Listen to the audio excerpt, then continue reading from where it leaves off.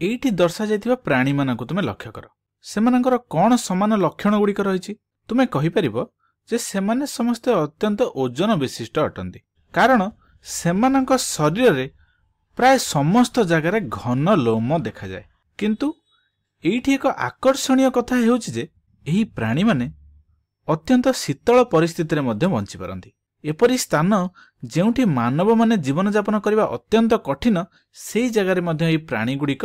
निजर जीवन यापन करि पारंती तेबे सेमाने यह किपरि करंती देख एही प्राणी मानक पाखरे एक विशेष प्राकृतिक पद्धति अछि जहा सेमानंकु एही शीत मास गुड़िकरे बा शीतल मास गुड़िकरे उष्ण रखिताए वर्तमान मनीष माने एमानक ठारू एक सुजोग पाइले एवं भाबिले जे आमे मध्य एही प्राकृतिक पद्धति को व्यवहार करी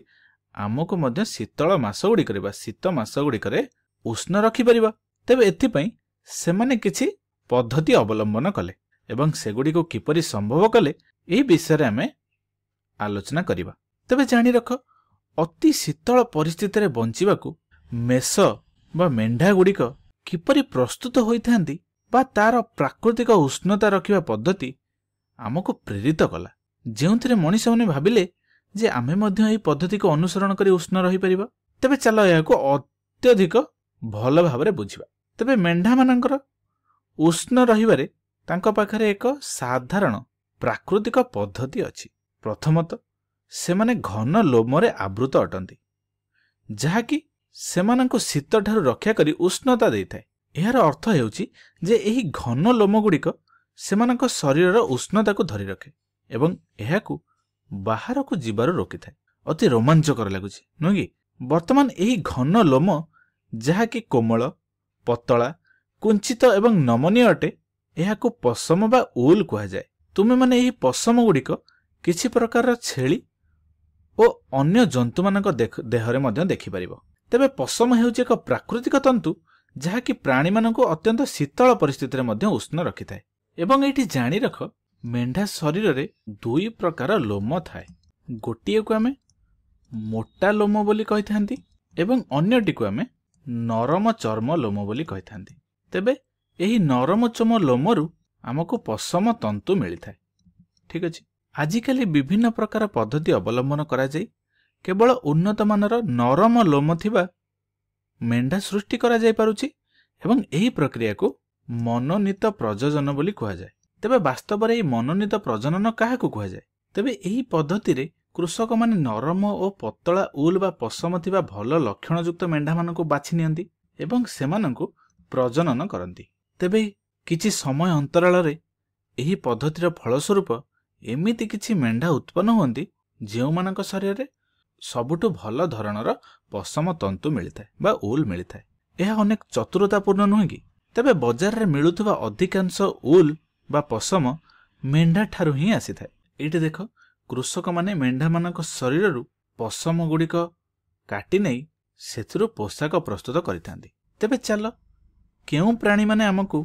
पशम बा ऊल देइथांती सेमानक विषय रे विस्तृत भाव रे आलोचना करिबा प्रथमे आमे एठी जे मेंढाटी को देखुचंती एमानंकु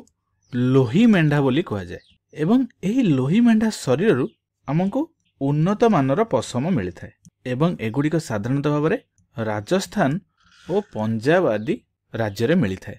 एइटी को लक्ष्य कर एहाकु आमे अंगोरा छेली बोली कहिथांती एवं एही अंगोरा छेली रु अंगोरा पशम मिलिथाय एवं एगुड़िक साधारणतः भाव में जम्मू और काश्मीर आदि राज्य मानकरे देखा जायथांती पुनश्च परवर्ती जातिर प्राणीटी हेउची एइटी एमानकु साधारणतः भाव में आमे काश्मीर छेली बोली कहिथांती एवं एही काश्मीर छेलीर पशम बा ऊल गुड़िक बा जो लोम गुड़िक एगुड़िक अत्यंत नरम अटे एवं एथिरु जो साल तैयारी हुए ताहाकु आमे पश्मीना साल बोली कहिथांती एवं एही प्रकार छेली गुड़िक मध्य जम्मू और काश्मीर आदि राज्य मानकरे देखा जायथाय ठीक अछि तेबे एमानक छड़ा बा मेंढा और छेली मानक छड़ा जदि आमे अन्य धरणर प्राणी मानक देखिबा ताहेले आमे लक्ष्य करिबा जे अन्य एक प्रकार प्राणी एइठी तुमे लक्ष्य करथुबो जहाकू लामा बोली कहा जाए साधारणतः भाव में यही लामा गुड़िक दक्षिण अमेरिकार गृहपालित पशु अटे एवं एमाने जो प्रकार पशम दियंती बा ऊल दियंती ताहाकू आमे कोन लामा ऊल बोली कहिथांती ଏବଂ ଏହି ଲାମା ଉଲ୍ ଗୁଡ଼ିକ ସାଧାରଣତଃ ଭାବରେ ହାଲୁକା ଏବଂ ଉଷ୍ଣ ଉଲ୍ ଅଟେ, ଯାହାକି ଗରମ ବା ଉଷ୍ଣତା ପ୍ରଦାନ କରିଥାଏ। ଏଇଠି ଲକ୍ଷ୍ୟ କର, ଆଉ ଏକ ସୁନ୍ଦର ପ୍ରାଣୀଟି ଆମକୁ ଦେଖାଯାଉଛି, ଯାହାକୁ ବାସ୍ତବରେ ଆମେ କ'ଣ କହିଥାନ୍ତି? ଆଲପାକା ବୋଲି କହିଥାନ୍ତି। ଠିକ୍ ଅଛି। ଏମାନେ ମଧ୍ୟ ଦକ୍ଷିଣ ଆମେରିକାର ଗୃହପାଳିତ ପଶୁ ଏବଂ ପୁନଶ୍ଚ ଏମାନଙ୍କ ଶରୀରରୁ ଆମେ ଯେଉଁ ପ୍ରକାରର ଉଲ୍ ପାଇଥାନ୍ତି ତାହାକୁ ଆମେ କ'ଣ କହିବା? ଆଲପାକା ଉଲ୍ ବୋଲି କହିବା। ଏବଂ ମନେ ରଖ, ଏହି ଆଲପାକା ଉଲ୍ ଗୁଡ଼ିକ ଅତ୍ୟନ୍ତ କୋମଳ ବା ନରମ ଏବଂ ଦୀର୍ଘସ୍ଥାୟୀ ଅଟେ। ବର୍ତ୍ତମାନ ତୁମେ ଏଇ ପଶୁଟିକୁ ତ ଦେଖି ହିଁ ଥିବ। ଏହାକୁ ଆମେ ଓଟ ବୋଲି କହିଥାନ୍ତି। ସାଧାରଣତଃ ଓଟ ଗୁଡ଼ିକ ମରୁଭୂମି ଅଞ୍ଚଳରେ ଦେଖାଯାଇଥାନ୍ତି ଏବଂ ଏମାନଙ୍କ ଶରୀରରୁ ଯେଉଁ ଉଲ୍ ଗୁଡ଼ିକ ଆମକୁ ମିଳିଥାଏ ସେମାନଙ୍କୁ ଆମେ ଓଟ ଉଲ୍ ବୋଲି କହିଥାନ୍ତି। ଏବଂ ଏହି ଉଲ୍ ଗୁଡ଼ିକ ସାଧାରଣତଃ ଭାବରେ ଉଷ୍ଣ ଏବଂ କୋମଳ ତ ଅଟେ ଏବଂ ଅଧିକାଂଶ ସମୟରେ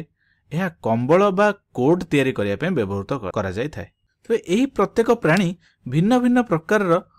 ପଶମ ବା ଉଲ୍ ଯୋଗାଇଥାନ୍ତି, ଯାହାକି ଉଲ୍କୁ ଏକ ବହୁ ଉପଯୋଗୀ ଏବଂ ବ୍ୟାପକ ଭାବରେ ବ୍ୟବହୃତ ବସ୍ତୁ ରୂପେ ପରିଣତ କରିଥାଏ। ଏମାନଙ୍କ ଛଡ଼ା ଅନ୍ୟ ଭିନ୍ନ ଭିନ୍ନ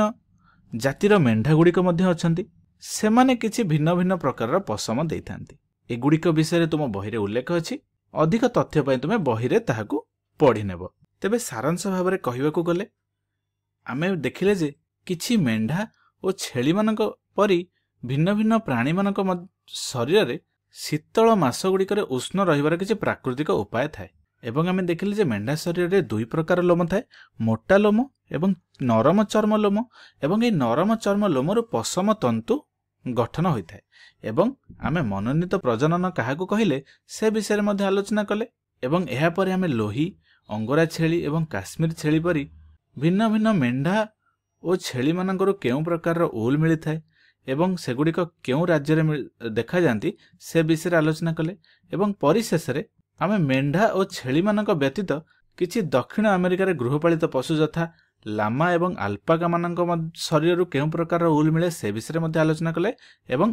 ଓଟରୁ ମିଳୁଥିବା ଉଲ୍କୁ ଆମେ କିପରି ବ୍ୟବହାର କରିବା ତାହା ମଧ୍ୟ ପଢ଼ିଲେ।